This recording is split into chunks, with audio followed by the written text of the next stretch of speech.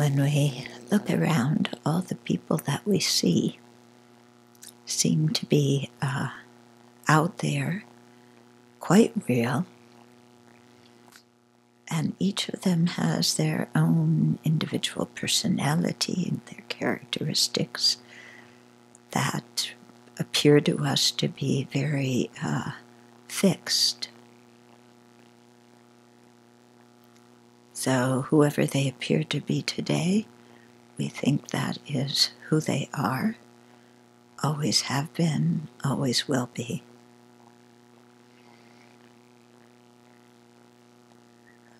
But if we think just a little, we realize that whatever they or whoever they appear to be today is simply a product of causes and conditions. It's simply a karmic appearance to our mind, and that in fact there's no real person with an essential personality or essential character there. They're just appearances due to karma, their karma and ours. And they're changing all the time, always in flux, never remaining the same.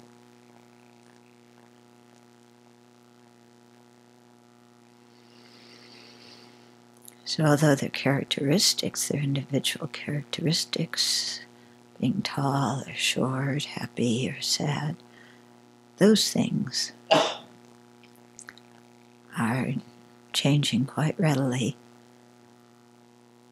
But what remains constant is that they're always in samsara. They're always afflicted by ignorance and polluted karma.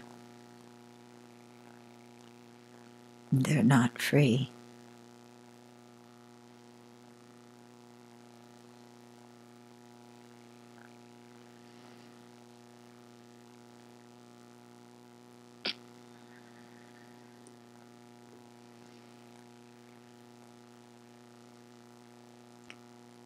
Because they appear so real to us, real people with real personalities, then we get attached to the ones that please us.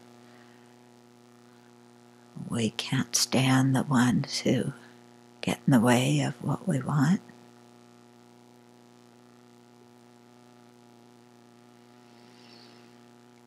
And there begins the pull and push of pulling what we like towards us, pushing what we don't like away.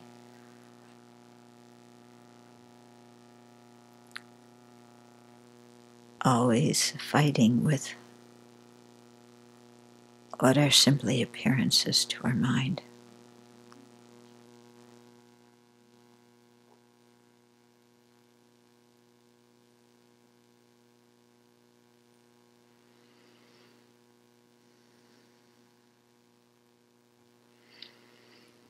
So when we see this situation clearly, it's definitely a reason to have compassion for ourselves, seeing that we want happiness and continually create the causes of our own misery. But it's also the reason to have compassion for other living beings who similarly are caught in this craziness that's a product simply of ignorance and karma.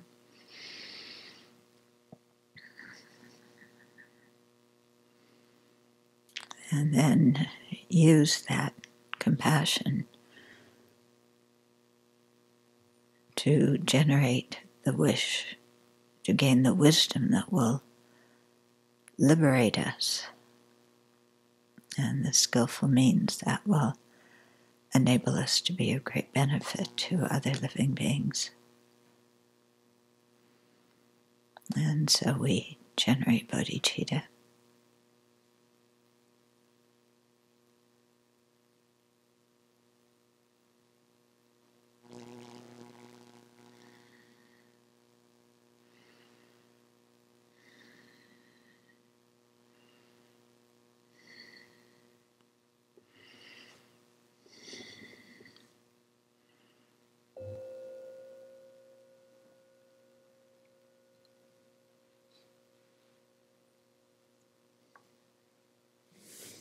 Does everybody look real to you? Yeah, they're all out there. So, we were talking about definitions and definiendums. Yeah, and there was a bit of confusion about them. I'm not sure that I have anything brilliant to say to remove that confusion. But just to... okay, just to review a few things before we go on. So definiendum is an imputed existence because it is just the name imputed to its own particular definition. The things whose those things with those characteristics. Okay. So, because of the way pervasion works, do not take this to mean that whatever may be referred to by any particular definiendum, like a pot, a functioning thing, an existent, and so on, is necessarily a name. For instance, a pot is not a name. It's not a mere sound. It's a tangible object.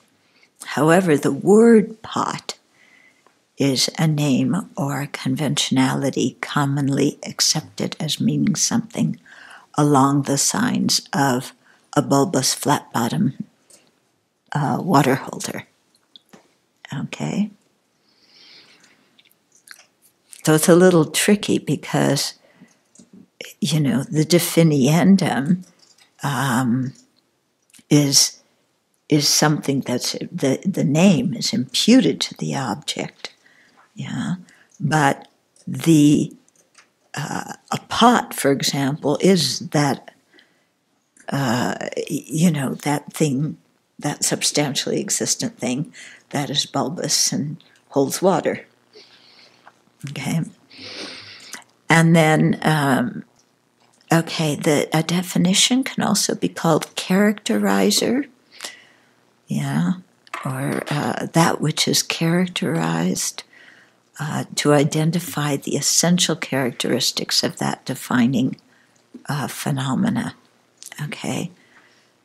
The characteristics that we refer to by that handy name.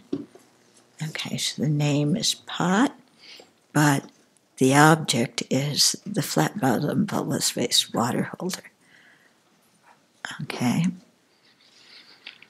So, a person must first have a correct definition, a correct understanding of the definition, the actual object, before that person can have a correct understanding of the definiendum, the name that we put onto the object.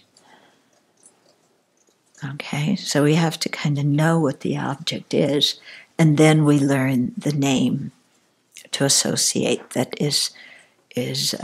makes it very easy to converse, so that we don't have to say the whole long definition every time we say something. Okay, and then okay. So there's a definition of definition itself, yeah, which is that which is a triply qualified substantial existent. So, for example, of a definition, a bulbous flat-bottom-based water holder. Okay? And that is the triply qualified substantial existent of pot, which is the definiendum. Because there's three reasons, okay? In general, flat-bottom bulbous-based water holder is a definition. 2, it's established with its illustrations. And 3, it doesn't define anything other than a pot. Okay. I think we can actually debate a lot of those characteristics. Yeah. But this is how they're defining it. So, in general, a bulbous flat-bottom-based phenomena that holds water, okay, is renowned as a definition. It's not a definiendum. Okay? So a definition, you're going to have a lot of words because it's the description of what the object is. It's the characteristics of the object.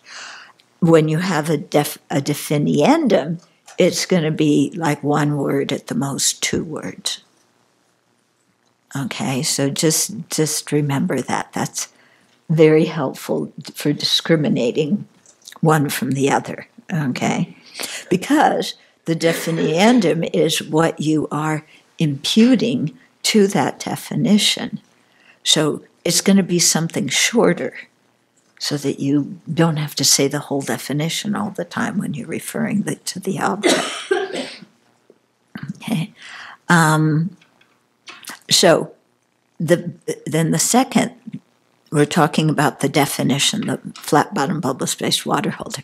Okay, it's established with its illustrations. Now, what are its illustrations? A bulbous flat-bottom-based copper water holder, or a bulbous flat-bottom-based gold water holder. Okay?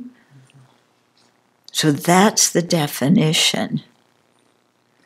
That's the illustration of the definition. Okay? We can't say a copper pot, because to know pot, you first have to understand the definition of pot, and an illustration is something that helps you understand that definition. So if you say gold pot, then if somebody doesn't understand what pot is, it's not going to help them understand. Telling them giving them gold pot as an illustration isn't going to help them understand what pot is. If you say a golden flat-bottom-based water holder, that will help them, because hopefully they understand what a flat-bottom-based golden water holder is. Yeah. You can see why those monks every year when they came back to that tea stall were always talking about golden pots, because there's a lot to figure out about this. Okay, so we know the bulbous independence upon knowing its illustration. Yeah. Then third, the flat-bottom bulbous water holder is not the definition of anything other than pot. I think we can debate that, but we'll just accept it right now. Okay? So according to the rules, a definition cannot have more than one definiendum. So if you're going to define a cup or a vase, or a, what do you call them? A pitcher. You're going to have to define it slightly different. You can't call it a flat-bottom bulbous-based water holder. It's going to have some different thing in order to fit what it's saying here. Okay? So there's also a way to adduce the 3 qualities of an imputed existent, such as pot, because you can adduce the 3. First of all, in general, it's a definiendum. Yeah, pot's a definiendum. Okay. Second, it's established with its illustrations. And third, it's not the definiendum of anything other than its own definition. For example, a pot is the triply qualified imputed existent of a bulbous flat-bottom-based water holder, okay? So it's the triply qualified imputed existence of that definition. So that fulfills the first quality, that in general it's a definiendum.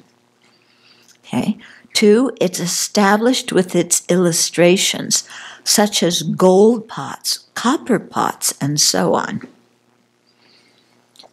Now, here, okay, gold pot is an illustration of the imputed existent, but gold pot is not an illustration of the substantial existent that is the definition.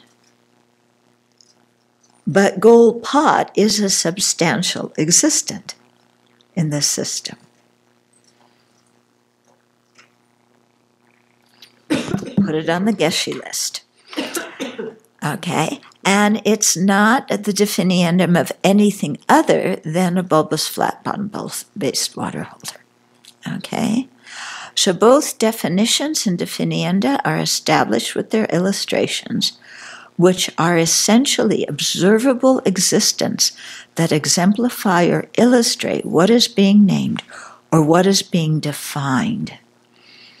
Okay, so the copper pot is an illustration of pot, but the copper pot is not an illustration of a flat-bottom bulbous-based water holder.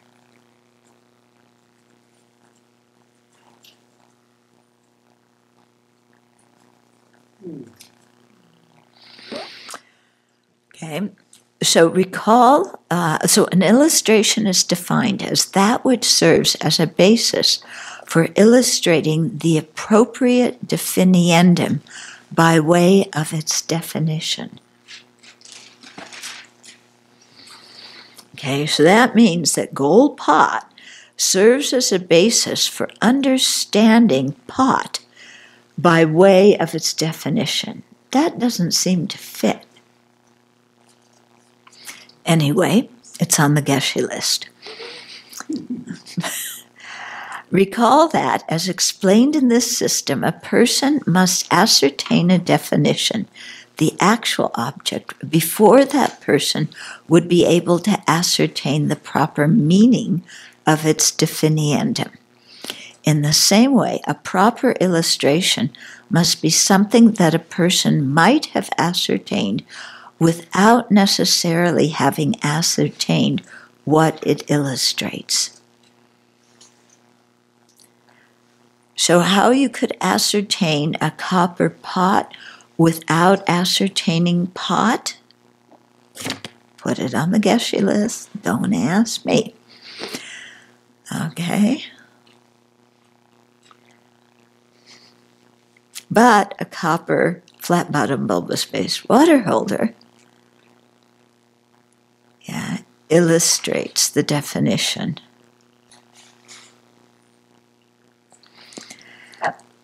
Okay, so if an illustration embodied all of the particular qualities of what it illustrates, or if by merely knowing that thing a person would know what it purports to illustrate, then it would not be a proper illustration. For instance, a gold pot is not an illustration of a pot, even though he just said it was, because if a person has ascertained a gold pot correctly, then that person would necessarily have ascertained a pot correctly. Okay, so it seems to me that he's contradicting himself here. So since there is a definition of definition, which is, okay, something that, in general is a definition, or that is a triply qualified, what was the definition? Substantial existent, okay? So that's the definition of definition. Okay, so since there is a definition of definition, this means that definition itself understood as a collective energy, definition in and of itself, in isolation from all else, including its own instances, is a definiendum and a triply qualified imputed existence. So do you understand that? Because definition, if you take it just as a word itself, not the definition of one thing or another thing, but just what definition is, it is a definiendum, and it has a definition that defines it, which is the triply qualified substantial existent. Okay? So definiendum itself, as a collective entity, is a definiendum and a triply qualified imputed existent. Okay. This means that definition is not an exemplifier of itself, though each and every thing that is a definition is both a definition and a triply qualified substantial existent. Okay, so here we're just taking definition as in isolation from everything else, and a definition is not a definition. It's a definiendum. It's something that is defined and has a definition. Okay?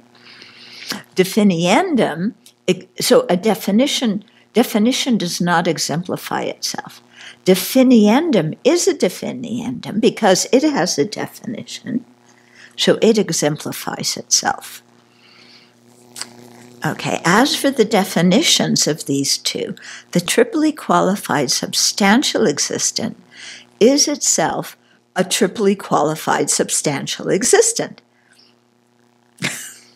But the triply qualified imputed existent is not a triply qualified imputed existent. Okay? So, as for the definitions of these two, okay, so the definition of definition is the triply qualified substantial existent. Okay, so that's the definition of definition. That definition itself is a triply qualified substantial existent. But the triply qualified imputed existent, which is the definition of definiendum, is not a triply qualified imputed existence because it's a definition, so it's a triply qualified substantial existence. Then he says, please read the following correct syllogisms carefully and understand each of them. If you need to, remember to use the checking procedure. First the property of the subject, then the privation, and then the irresistible conclusion. Okay. So here's what he's asking us to go through. The subject definition is not a definition because of being a definiendum. Okay, so the first thing you're going to have to do, that's your syllogism. We don't have the board, but, that's the syllogism. The subject definition is not a definition because of being a definiendum. Okay, so now we have to see if the subject agrees with the reason. Okay, so that's the second point. With respect to the subject definition, it is a definiendum because there is a definition of it. What's the definition of definition?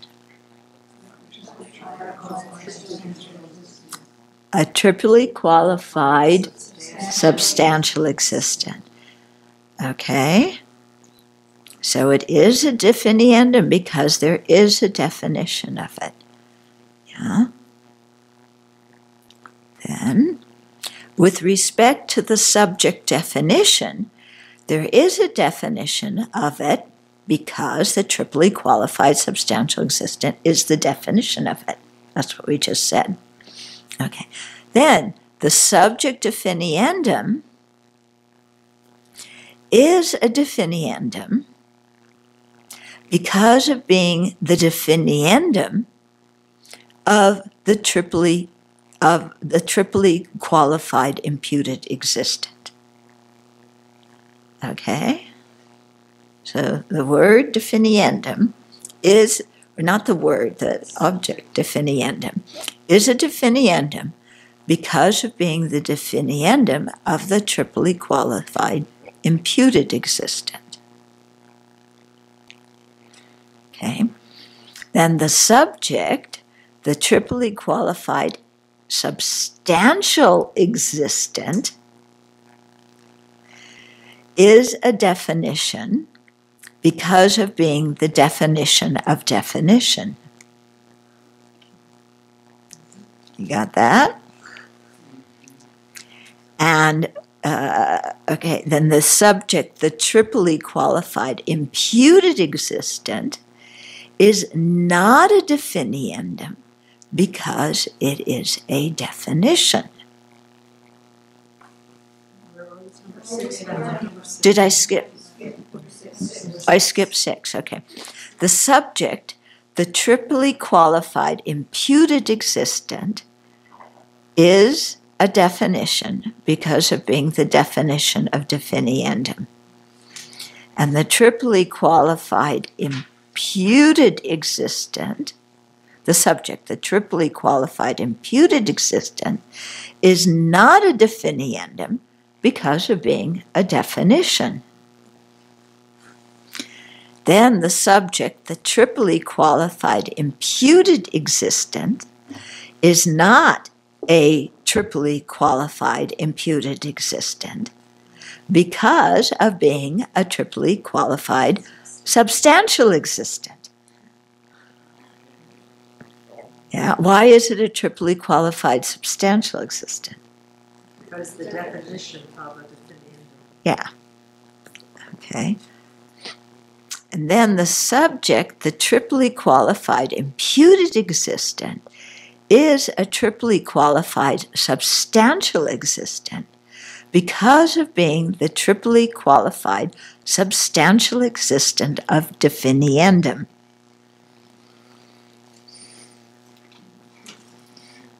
Okay?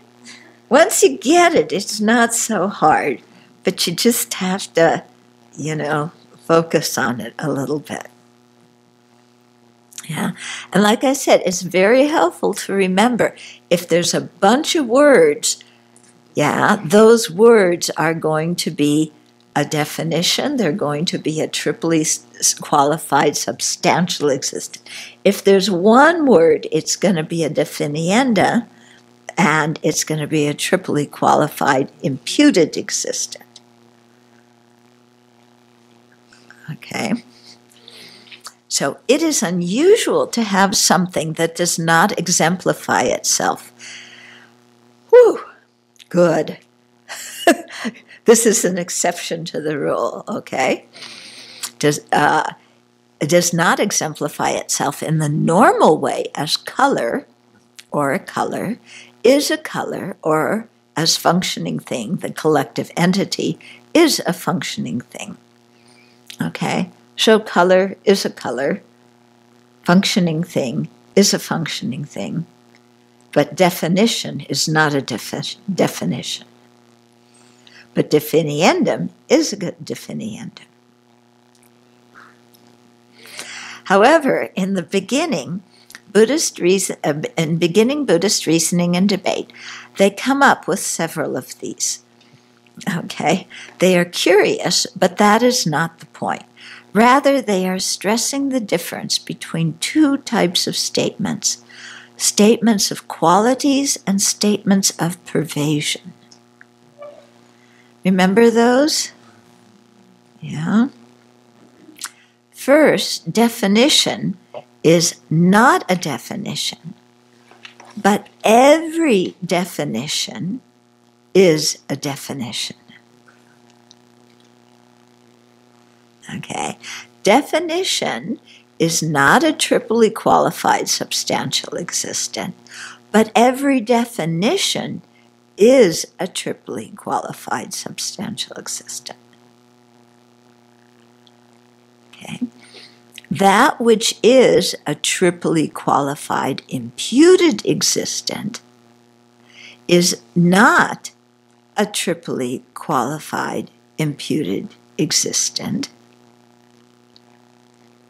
Okay, that which is a triply qualified imputed existent is not a triply qualified imputed existent. Why not? That which is a triply qualified imputed existent, such as pot, is not a triply qualified imputed existent. Right, because a triply qualified imputed existence is a definition. Okay, what's the definiendum of that definition? Definiendum. Okay. But every triply qualified imputed existent is a triply qualified imputed existent. Okay? So every triply qualified imputed existent, for example, pot, tissue, tape recorder, is a triply qualified imputed existent because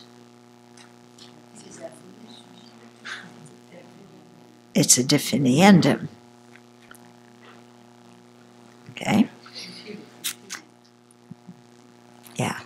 So that which is a triply qualified imputed existence is not a definiendum.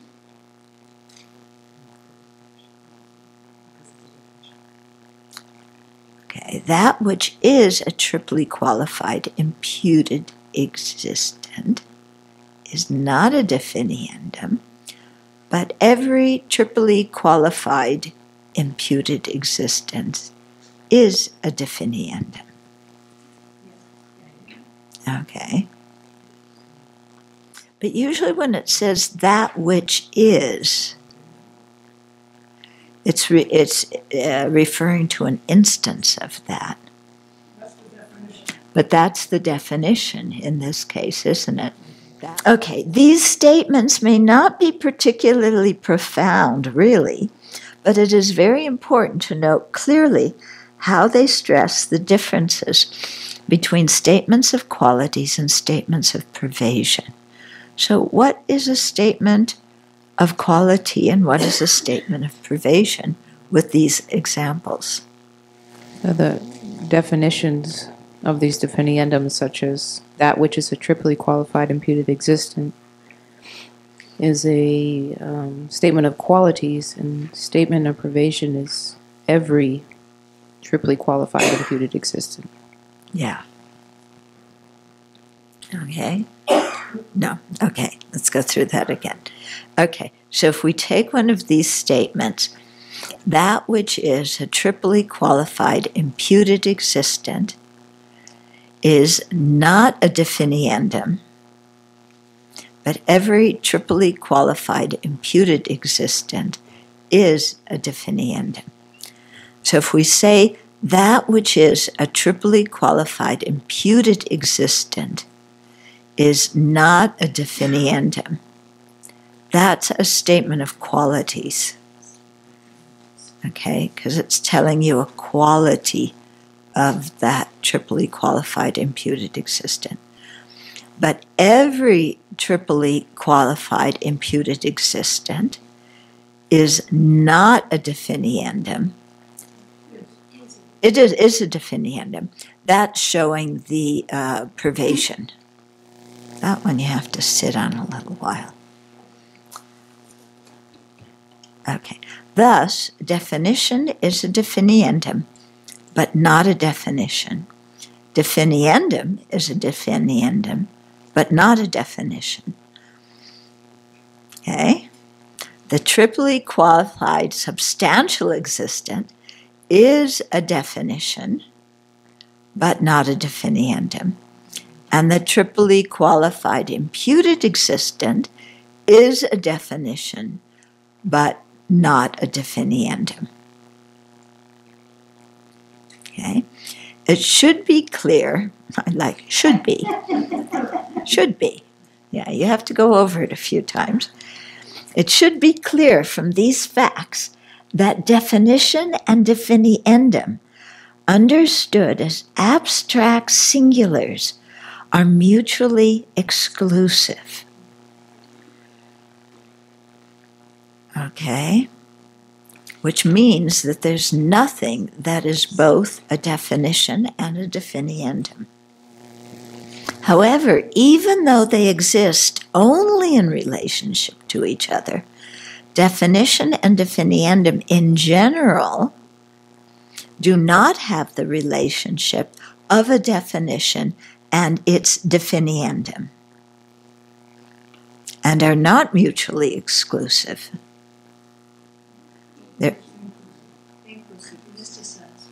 I missed a sentence. Wait a minute. Okay.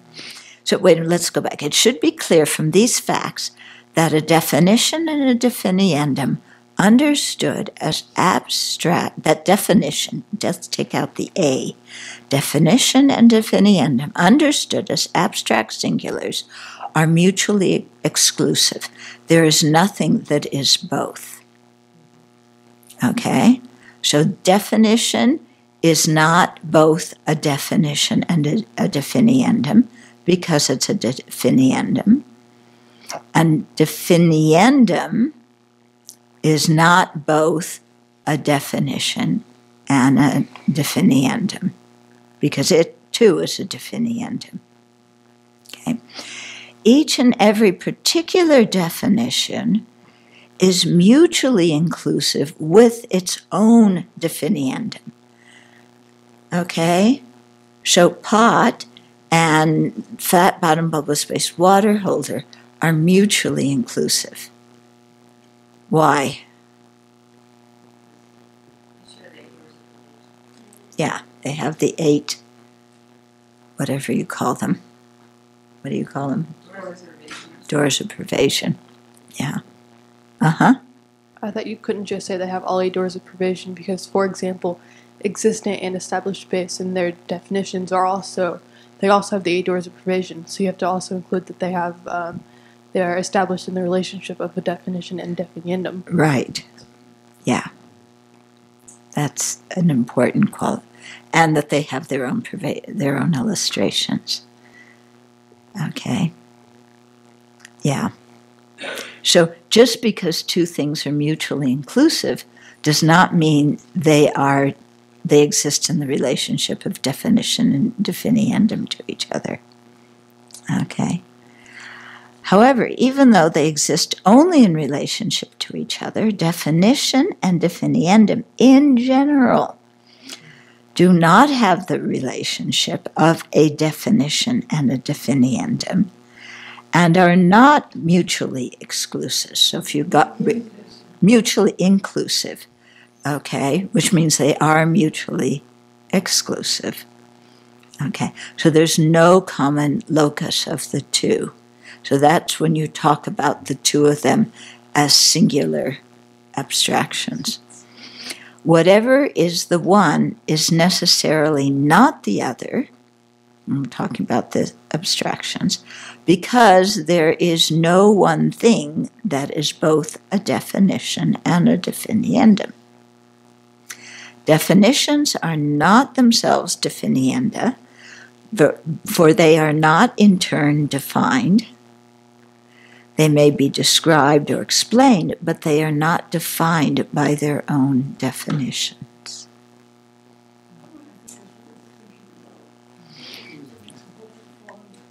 Okay, so definitions are not themselves definienda, okay, because definitions are the substantial existent, the object that's characterized.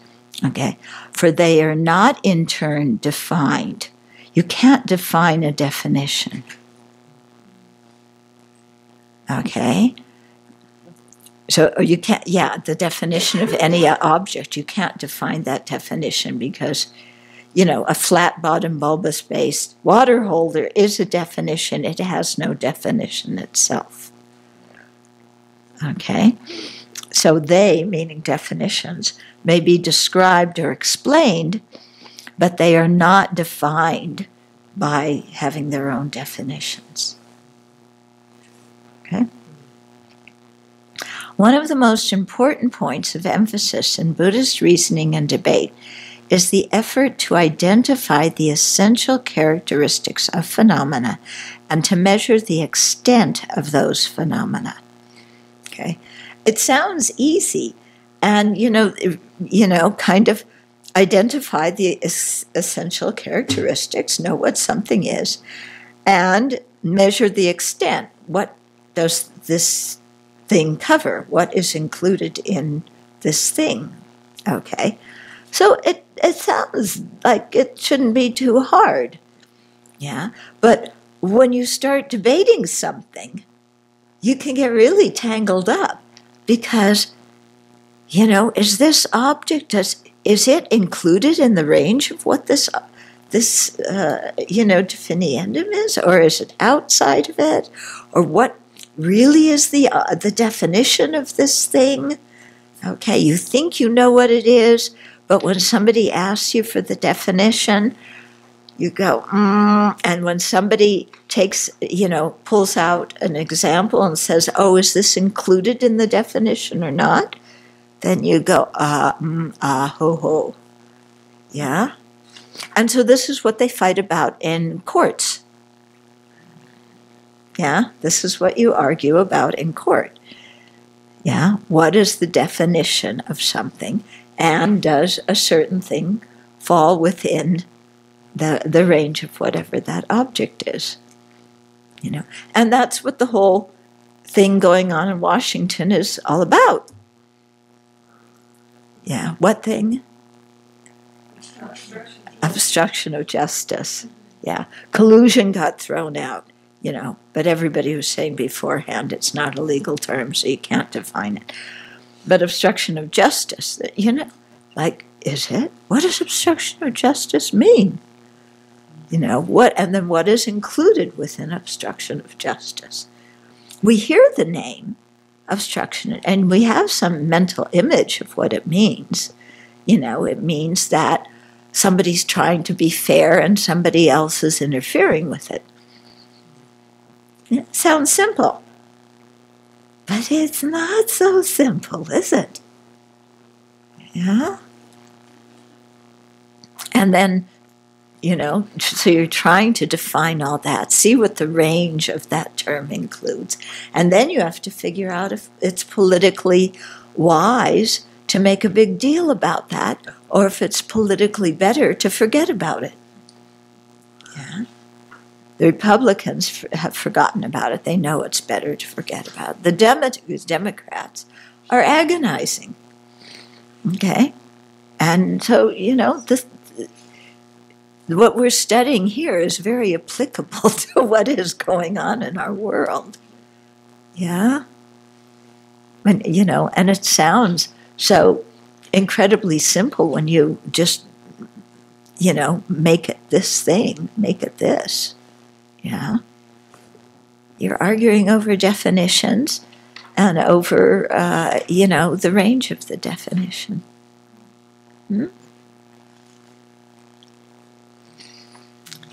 Boy, it can be heated. Oops.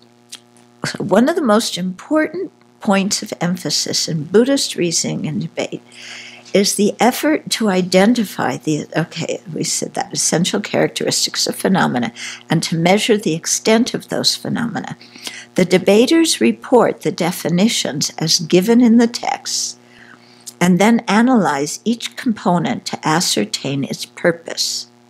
Okay, why did they put that clause or that word in that definition? Okay, identifying what a particular component includes and what it excludes. So when you say a certain word, what is covered by that word and what isn't covered by that word.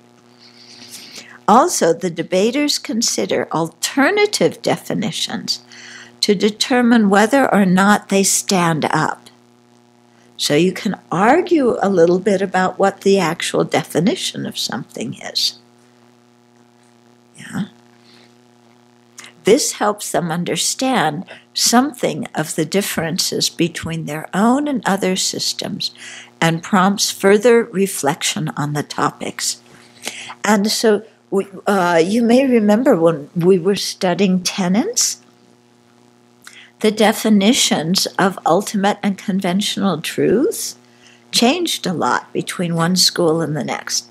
And even when we got to the Prasangika, the definition of ultimate and conventional truths changed. There's several different definitions among, even within the Prasangika. Okay, so going into those different definitions makes you question, because some definitions are phrased including the Buddha, and some definitions are phrased only in terms of sentient beings, not including Buddhas. Okay, now on to divisions. Yeah, done with definiendum and definition. Okay, the second main way of exploring any topic in Buddhist reasoning and debate is through a survey of the divisions of phenomena. This goes to the consideration of the range of phenomena and to the understanding of the varieties of that phenomena. Okay, so how far that phenomena extends, what is included in it, and the varieties of what's included. Okay. In Buddhist philosophy, there are several ways that things are divided, and some of these ways are quite surprising.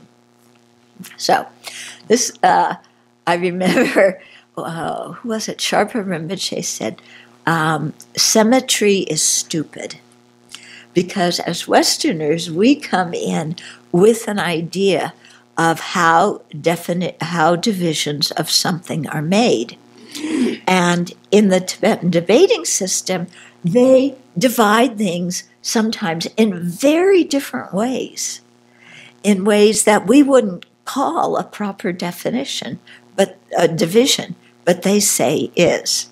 Okay? So essentially what he's saying is forget your ideas and just try and listen to the way they do it, even if you think it's nuts. Okay?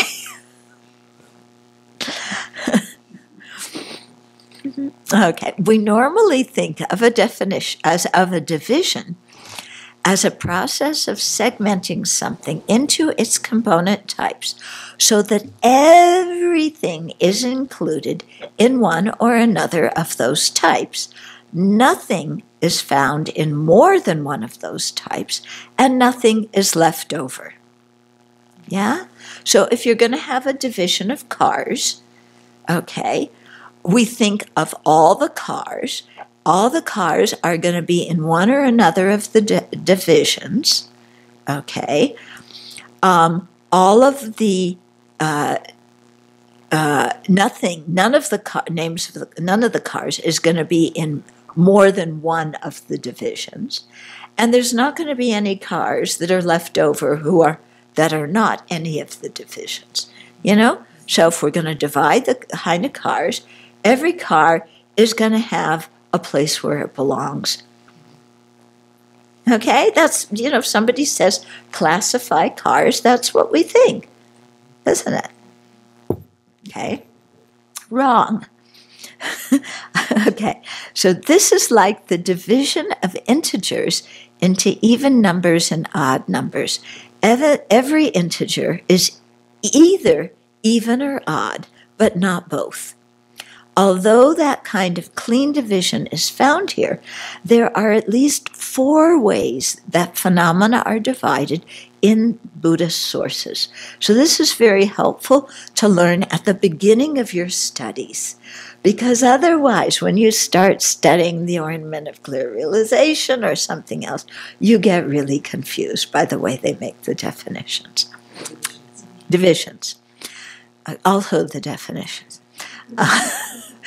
Okay, so the first one, a true partition with nothing left over. So this is our way, yeah? So this is the standard model of a division. An example in Buddhist thought would be a division of existence into impermanent phenomena and permanent phenomena. Okay? Yeah? Each and every existent is either an impermanent phenomena or a permanent phenomena, and nothing is both, and nothing is left out. Also, existent itself, is included as a permanent phenomena. Impermanent phenomena is impermanent, and permanent phenomena is permanent. So nothing is left out. All dichotomies, like dividing existence into cows and non-cows, would be true partitions with nothing left over. Okay? That we understand. That's not, okay, you're either a table or not a table. Yeah? Yeah, pick whichever one you are. Okay, then the second one is a non-comprehensive division with some leftover. So in this case, there is a division of phenomena into two types, but something is left over. So it's non-comprehensive because it doesn't cover all of the things that are in that category. Okay, and something is left over. An example of this kind is the division of colors into primary colors and secondary colors. That part of the division is clean. Nothing is both a primary color and a secondary color. However, color itself, the collective singularity in and of itself, color itself is a color, but it's neither a primary color nor a secondary color. Okay, so color, just the singularity, is color a color or is it a cow? Color is a color, isn't it? It's included within itself. But color is not included within the division of primary colors and secondary colors.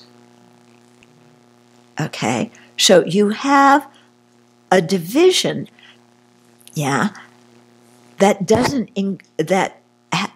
include everything, and something is left over. What's left over?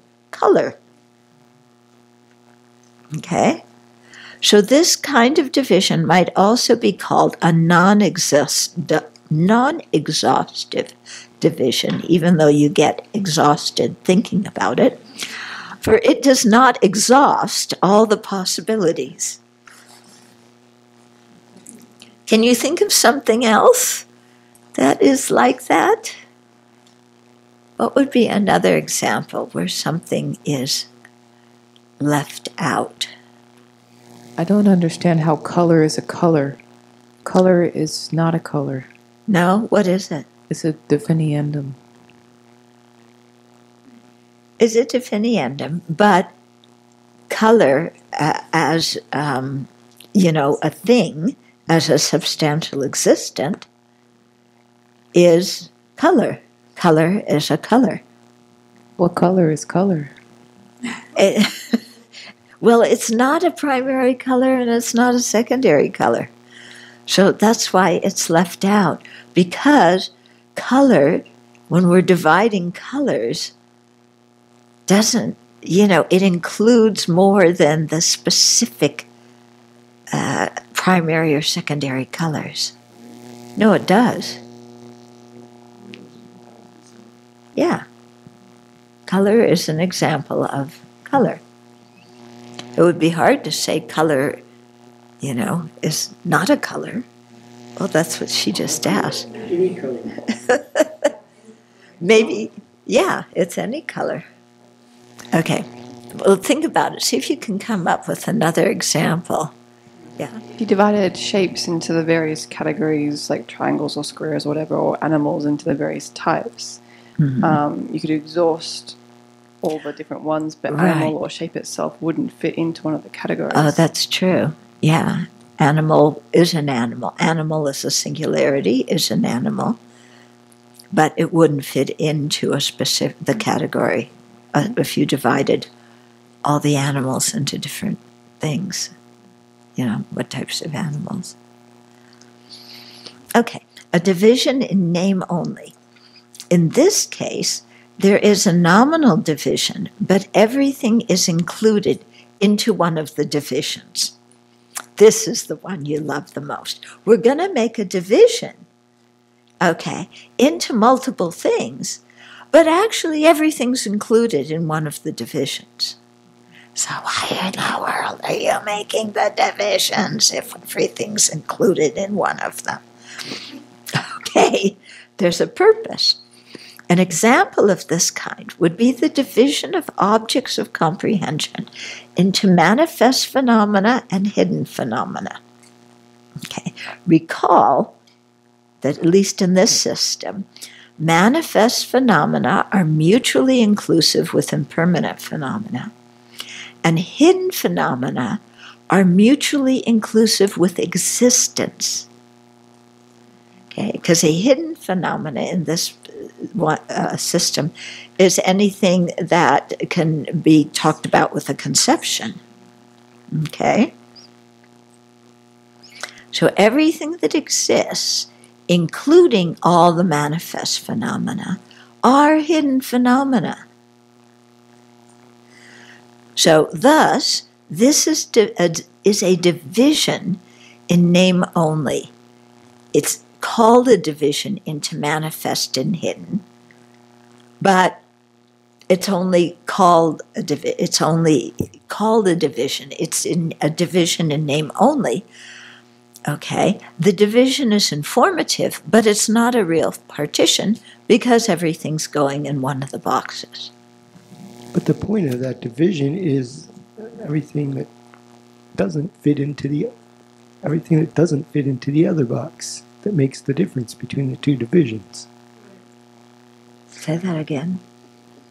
The point of that division is everything that doesn't fit into manifest phenomena, which makes the division between the two. Yeah. The difference between those two divisions. Right. So there's a difference between manifest and hidden, but everything that's a manifest is also a hidden. Okay, so it points that out when you divide it in that way. Yeah. Then, a division from the point of view of the name, and there's a lot of these things, and they'll confuse you too, if you don't realize that they're only terminological divisions.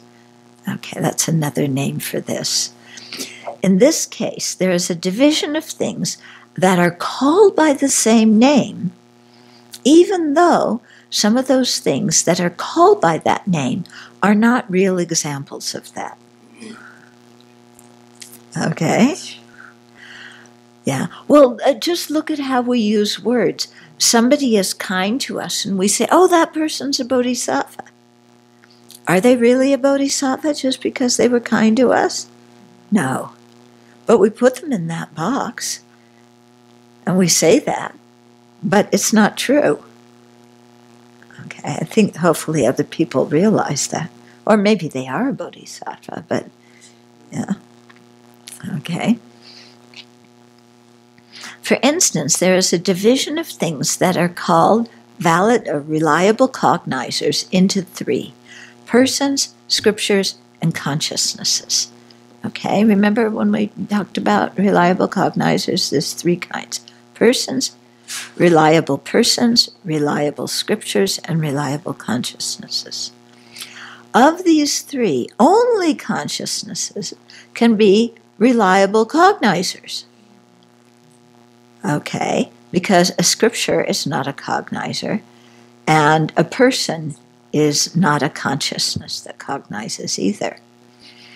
So some persons, such as the Buddha, okay, and some reliable scriptures are called reliable cognizers, but they are not actual reliable cognizers, just called by that name. Yeah. So why would you call a Buddha a reliable cognizer? What would be the purpose of doing that, even though he isn't one? Source of reliable information. Yeah. Okay. Why?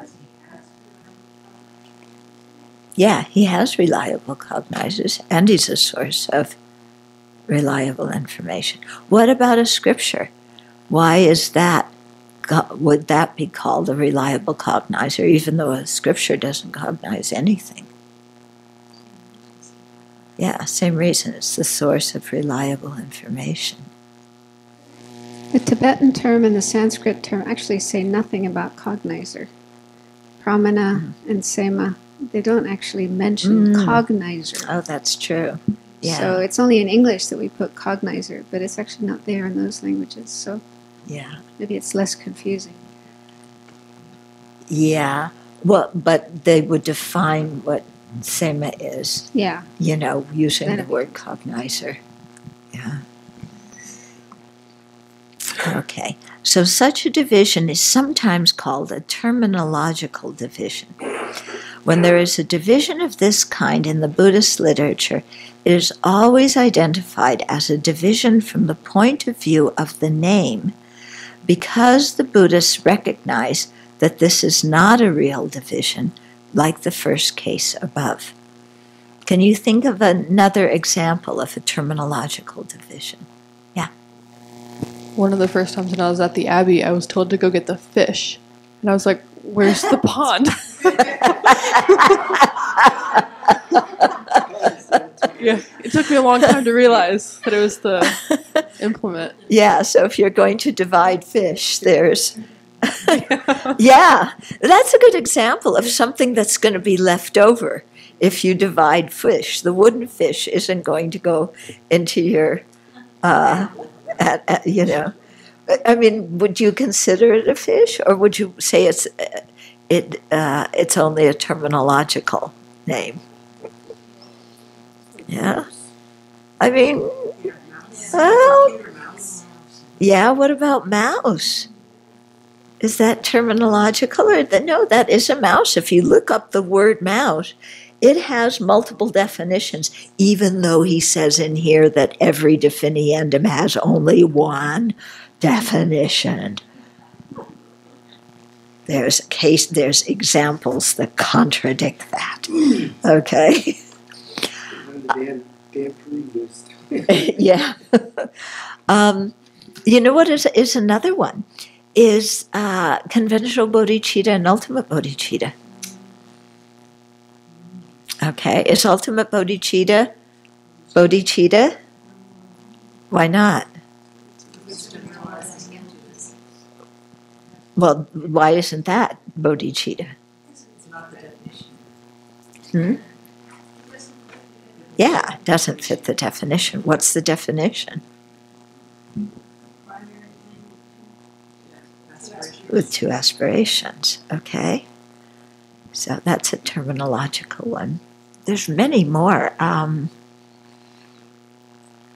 When we were talking about the three jewels, we came up with some, I think. Yeah. Mm-hmm. Oh, yeah, and right. not all of them are Yeah. actual nirvanas. Yeah. Okay, so what are the four types of nirvana? Natural nirvana, non-abiding nirvana, nirvana with remainder, and nirvana without remainder. Okay. So there's one of them that is not an actual nirvana. Which one is it? Natural nirvana. Why not? I would say because it's not really a cessation of affliction permanently. It's always been free. Yeah. It's not a cessation that's come about by way of an antidote that has eliminated the afflictions. Yeah, so it's not an actual nirvana. Yeah, what about the other three? Are they actual nirvanas? No, I think in all the schools they are. Yeah? Yeah. Although I don't know if the fundamental vehicle would talk about non-abiding nirvana. They probably wouldn't. So now we're on illustrations. Yeah, we've gotten rid of the 3Ds, the definienda, the definitions, and the divisions. But remember this thing about divisions, because it'll really help you in your studies. Okay? So illustrations. All phenomena are shown by their illustrations. Typically, when someone uses a word you don't know and you ask what it means, the person will give you examples or illustrations of what the word refers to rather than trying to define the word. Okay, so what would be an example of that? If I ask you, what is a grand fir? Okay, does that hold true that you would give me an example of of a grand fir, or would you give me a definition of a grand fir?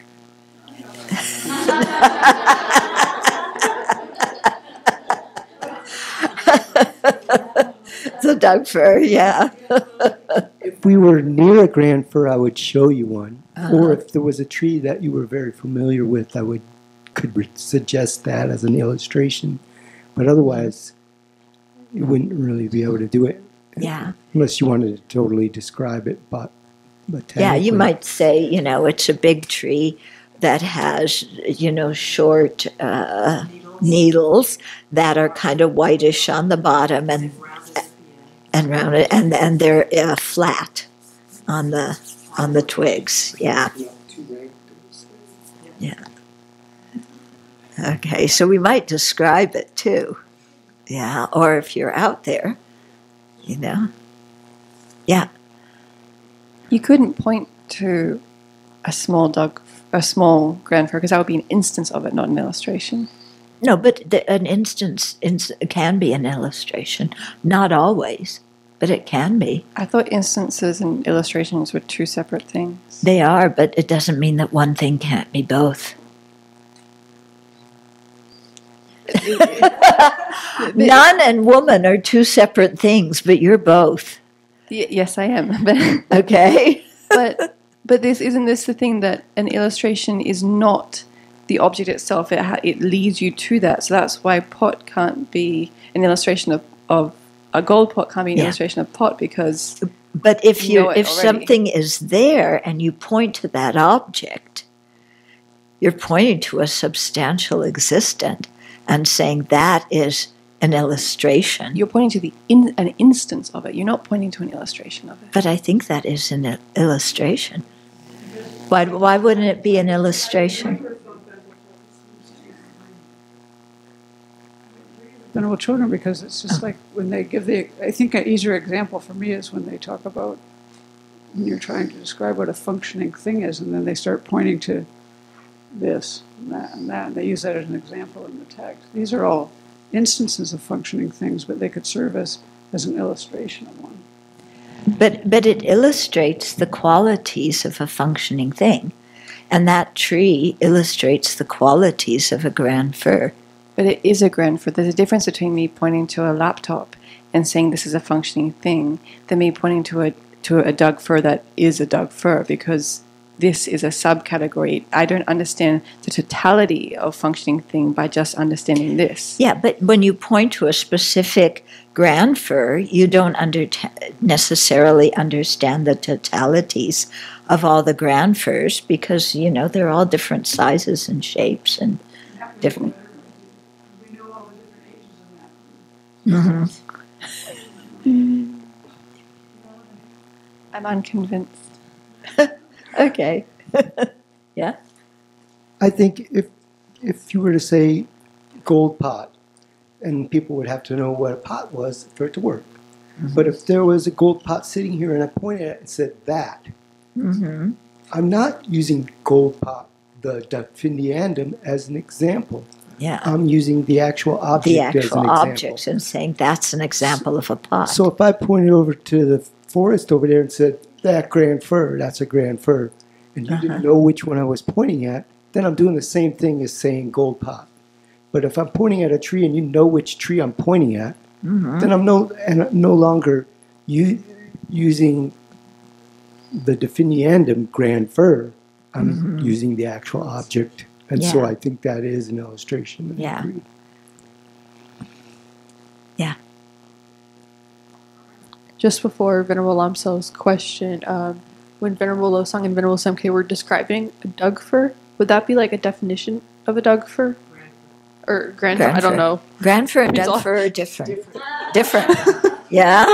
So if somebody says, what's a grand fir and what's a Doug fir, then you might say, this is, this is an example of a grand fir. This is an example of a Doug fir. Yeah. So what else? What would you point to as an illustration of a grand fir? If that tree is not an illustration of grand fir, what do you posit as an illustration of grand fir? Why would a picture of a grand fir is an illustration? Because you drew it. Come on. Okay. Does an illustration have to be an instance of something? Yeah, I would think so. An illustration has to fit the definition. Yeah. It has to fit the definition, so it would seems to me to be an instance of something. And I know the two are different, but I can't remember exactly how. But let's keep reading. Maybe he says something. Okay. All phenomena are shown by their illustrations. Okay, we read that, didn't we? Okay, we understand definitions and definienda independent upon their illustration. What does it mean to say, as it does in their definitions, that definitions and definienda are established with their illustrations? An illustration of a color is, for example, red. Okay, if somebody said, what is red? From your point of view, saying this is red doesn't help that person understand what red is, from what you're saying. Because this is, from what you're saying, this is not an illustration of red. So saying this is red doesn't help that person understand what red is. So then, how are you going to tell them? Are you going to describe it in words? Oh, red is the color that's on that object, but I'm not going to point to that object and point to the color red. Okay. Oops. Okay. An illustration of a color is, for instance, red. An illustration of an impermanent phenomena, is, for instance, a pot. An illustration is defined as that which serves as a basis for illustrating the appropriate definiendum by way of its definition. The definition includes the qualifications that it must illustrate the appropriate definiendum. Okay, so the definition of illustration includes the qualification that it must illustrate the appropriate definiendum. This specification is added because the definition is being stated in general, in order to avoid the possible problem of indicating that an illustration might suitably illustrate just any definiendum. It is specified that it must illustrate the appropriate definiendum. In the same way that when you say, is this cup a cause? Yeah, you have to say, yes, it's a cause of the broken cup. You can't just say it's a cause, because that would leave out it also being an effect. It has to be a cause of it's a cause of its own effect, and it's an effect of its own cause. So you have to specify that. Oh, but I thought this might be a good time to say what the definition of an instance is. A Buddhist definition. Yeah, Buddhist. It's not in our text, but I looked it up in the Uma dictionary. Okay, because it's right here in the text. That's what serves as a basis for illustrating the appropriate definiendum by way of Instance. Oh, instance. Yeah, instance. I'm sorry. Okay. Yeah, so, that's always done in conjunction with generality. They go together. So instance there's two definitions. One is a phenomena that has the type which engages it as a pervader, or you could say, which is easier to understand, a phenomena which has a type by which it is subsumed. So, and then the generality is a phenomena that encompasses its manifestations, or a phenomena which is concomitant with its manifold individuals. So they're always in relation to each other. Yeah. So they are kind of different they have different purposes. Yeah. They're defined differently, and they have different purposes, but something can be both of them. Okay. The definition includes okay, we read that. This qualification need not be stated in the definition of an illustration for which the definiendum is specified. So if you say, what is the illustration of a grand fir? Okay. For instance, the definition of an illustration of color is that which serves as a basis for illustrating color by way of being suitable as a hue. Okay. For instance, red serves as a basis for illustrating color by way of being suitable as a hue. Recall that, as explained in this system, a person must ascertain a definition, the actual object, before that person would be able to ascertain the proper meaning of its definiendum. In the same way, a proper illustration must be something that a person might have ascertained without necessarily having ascertained what it illustrates. Okay, so you can ascertain that grand fir sitting out there without knowing necessarily what it illustrates, what kind of tree it is. Otherwise, there would be no need for an illustration. For instance, it is conceivable that a being might know red without knowing the definiendum color, or a person might know a pot without knowing the definiendum of impermanent thing. Okay. An illustration serves as a basis for illustrating something if it embodied all of the particular qualities of what it illustrates, or if by merely knowing that thing, a person would know what it purports to illustrate, then it would not be a proper illustration. Okay. So pointing out a specific grand fir, is you're not knowing what all the grand firs are. You're knowing a specific instance.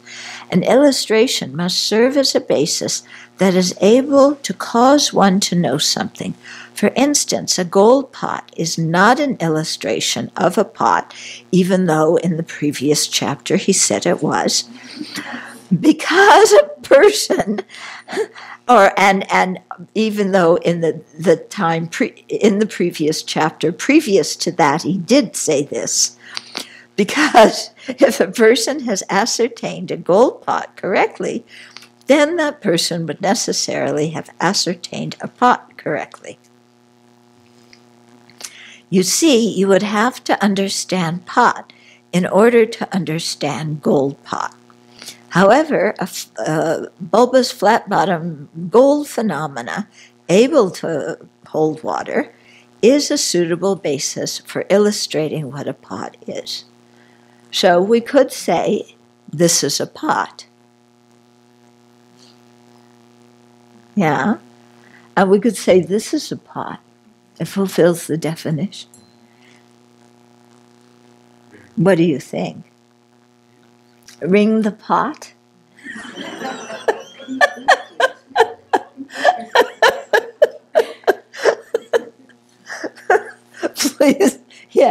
Please ring the pot. I'm drinking my tea out of a pot. Okay, now you see why they debate what alternative definitions are. Yeah. I think I agree with Venerable Lomsel on her question. I was thinking about when I was in flight school, like the first couple of days, I asked what the elevator was. And they were like, this is an elevator. And I was like, I don't understand. But then I asked again, and they were like, oh, it's something that controls the attitude of the aircraft. And from that, I could understand what an elevator was a little bit more than them just pointing to an instance of an elevator. In the same way as pointing to a grand fir or a Doug fir is just an instant. I don't think that could be an illustration either. Yeah, but the thing is, like pointing, if somebody says, what's an example of an impermanent phenomena, pointing to this really isn't going to help you understand an impermanent phenomena. You need more information, just like you needed to know what an elevator was. But, according to him, saying a gold, a pot is an illustration of an impermanent thing. So it's like it helps, but it doesn't necessarily always provide all the clarity you need to understand the thing it's illustrating. Yeah. You still, because you could point to a grand fir and say, this is a grand fir, and maybe somebody thinks, oh, a grand fir is, what else could they think it was? It's a plant. Yeah, well, it is a plant, but we're trying to illustrate grand fir. Yeah. So it doesn't mean that you always understand that the definiendum from understanding the illustration. It helps, but not always. Yeah. So if I pointed to a grand fir, but you didn't really understand what characteristics the grand fir had that made it different than the Doug fir, which a lot of times if I were showing, I have shown a lot of people Doug grand firs, and I do show them the differences. Yeah. So you have to sometimes point it out. Yeah, because that's true. You could say, this is a grand fir, and then later on somebody might call a Doug fir a grand fir because it has needles, because they think, oh, a grand fir is just a tree that has needles. Yeah. So an illustration doesn't always give you all the information you need. A proposed definition may fail because it includes more than it should, because it includes less than it should, or because there is nothing to illustrate it. If there is no illustration for something, then that thing cannot be either a definition or a definiendum. For instance, what would illustrate a prime number that is not an integer? Okay. When there is no illustration, a definition has the third possible fault of definitions, the fallacy of non-occurrence. According to where are you going? Demalotra Rinpoche, this fallacy comes into play for the proposed definition of a non-existent. Remember, we talked about this before. So here's a proposed definition. That which is not observed by reliable cognition. A non-existent is not an existent, so it is not experienced as an existent, and it does not occur. Thus, something such as a non-existent, which has no illustrations, is neither a definition nor a definiendum. But it seems like you want to define it anyway. But the rules say no. For all definitions and definienda must be established together with their existent illustrations.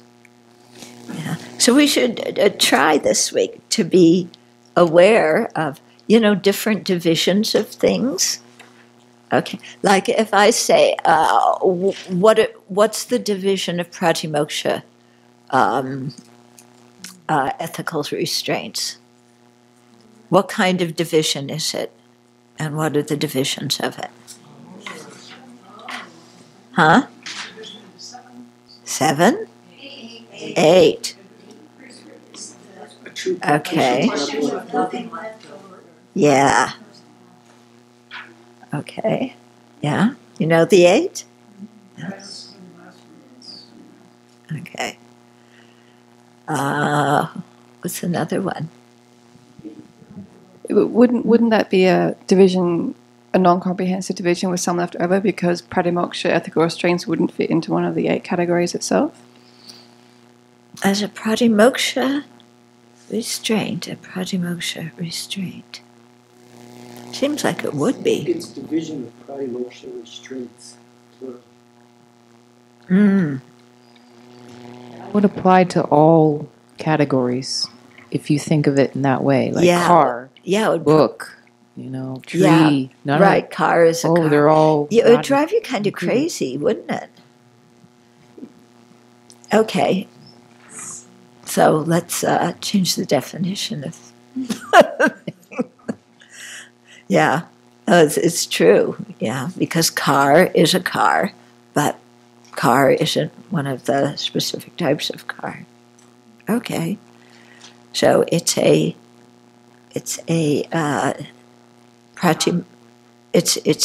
non-comprehensive with division with something left over. That could fool you into thinking it's a comprehensive division. You know true partitions. Huh? There would be no true partitions if you went by that.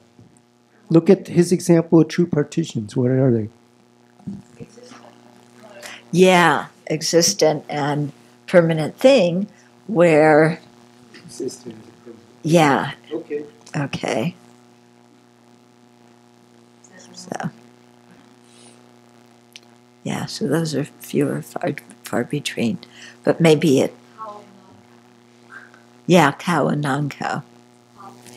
Yeah, but what about if you're dividing existence into cow and non-cow? Yeah. Then something is either what is a existent? cow. Where does existent fit? Yeah. What about all the existence what about a cow? It's an existent. The Okay, category yeah. existent. Okay. Yeah? So I've been wondering about something here. Okay. Okay, so a definition is a substantial existent. Uh-huh. Triply qualified. Right. Yeah, but I'm not defining it. I'm just saying it's a substantial Right. existent.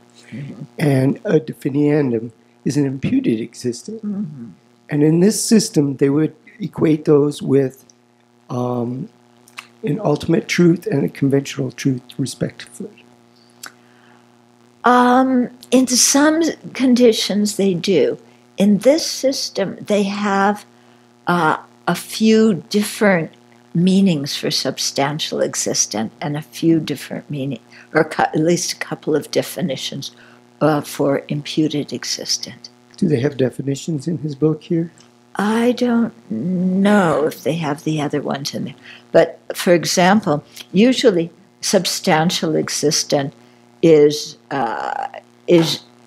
equivalent with impermanent phenomena. Okay? And in that way, person is a substantial existent. But and it's not an imputed existent from that way of looking at it, because the person is an impermanent phenomena. However, another way they define imputed existence is something that you know by having to perceive something else. So you know a person by perceiving their body or their voice. So a person is an imputed existent from that way, but they're in a substantial existent from the viewpoint of being an impermanent phenomena. So they have, with the definition and definiendum of, say, a book and its definition. Mm-hmm. One would be imputed, and one would be substantial, and yet we would say no, for a book, if you were going to... Book would be imputed, and the actual... No, when they're talking about, somebody says, what is a book? When you look, is a book a form a consciousness, or an abstract phenomena. There's three It's types. form. It's a form. Okay? Right, but they say, yeah, so it would be substantial existence. Mm-hmm. And the word book would be imputed. It would be the word Well, book. let's use pot since we have a definition. So a pot would be imputed, and bulbous would be The substantial. definition. Yeah. And yet, so you have these two different categories, and they say that they would be mutually inclusive. A definition and its definiendum are mutually inclusive. Yeah. And one is substantial and one is imputed, and yet they're mutually inclusive. Yeah, the name is a term generality. But you just said what was the first thing you said? They generalities encompass their instances. encompass their instances, and they're the same entity. Yeah. But so what are you, how does that fit what his question? Because they have to both exist to be the same entity. They both have to exist at the same time. Mm-hmm. So, I guess I was thinking that's why they would be mutually inclusive, because the generality and its instances always occur together. No, but what's the generality in this case? The term generality, pot, Yeah. and all of the instances of pot. So, It's a term generality. Yeah. so you're saying the term generality pot. Okay. And then you're saying that a flat bottom bubbles fish water holder is an instance of that term Yes. generality. And there's a whole bunch of instances. Many instances are all over the earth. Many instances of the bulbous in this building and that building. And the term generality covers all of them. And they're the same. They're mutually inclusive. No, not every, what? The No. If you have the term generality, Pot. like impermanent, pot. or like pot, not everything that fits, Every pot is mutually inclusive with pot. Every bulbous Okay. is mutually inclusive with pot. okay. In the same way that every instance is mutually inclusive with its term generality, because they're the same entity. Mutually inclusive. No, they're one nature, but the term generality is not the instance. Correct. But they are the same entity. They're the same entity, the same nature. And they are mutually inclusive. Pot and its instances. All the instances. No, mutually inclusive means that they are exactly, that if it's one, it's the other. Yeah, I think I see it that way. Yeah, but A pot is the bulbous, and the bulbous is the pot. yeah, but you were saying that an instance is mutually inclusive with its generality, and it's not. You're going to say that a pot is not mutually inclusive with the bulbous? No, one of the instance of a pot is a gold pot. No, gold pot is not mutually inclusive with pot. It's one nature with pot, but it's not mutually inclusive. Because whatever is a pot is not necessarily a gold pot. 3P. Okay. So Yeah. Okay, this is the last thing, and then we're going to stop. Okay? either way, though, you have a permanent thing, which your definiendum is a permanent phenomenon in this system. No, not exactly. Because you say the pot, the pot, when it's used as a definiendum, is an imputed existence. But pot in general is not an imputed existence. Right. So you have your definition is an impermanent phenomena here when we're talking about pot. What? Your definition is an impermanent The phenomenon. definition of what? Pot. Is not an impermanent. Oh. The actual Okay. item, yeah. Yeah. But then the name is a Yeah. permanent phenomena in this system. And they're mutually inclusive. I'm No. not saying it's wrong, but it seems odd. No, they were. Because he says each and every definition is mutually inclusive with its definiendum. Uh-huh. Yes, but that's not when you're seeing the definiendum as just the term that's designated. It's when you're seeing the definiendum as the object. It's screwy. It's very definitely screwy, isn't it? Yeah. Yeah. I mean, it's like there's two ways of seeing something. Like there's two ways of seeing definition, as a singularity or,